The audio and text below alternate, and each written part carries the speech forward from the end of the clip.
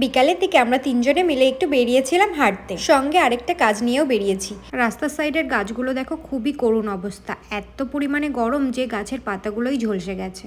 মেয়ের সাথে করে নিয়েছে ওর স্কুটারটা, আর হাজবেন্ডের হাতে একটা দেখতে পাচ্ছ ব্যাগ রয়েছে। ওই ব্যাগের মধ্যে রয়েছে কিছু জামা কাপড়, যেগুলো আমার মেয়ে হয়তো এক দুবার পরেছে কিন্তু ছোট হয়ে গেছে।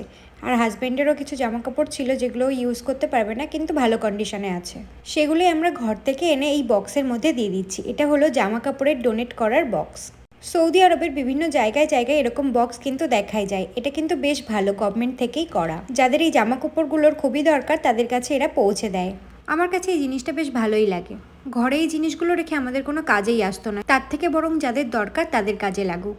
মেয়ে এনেছিল স্কুটারটা, সেটাই ও চালাচ্ছে। বললাম একটু রোদের মধ্যেই চালাও, কারণ রোদ তো আমরা সেভাবে পাই না। আমিও একটু রোদের মধ্যে হাঁটাহাঁটি করছিলাম।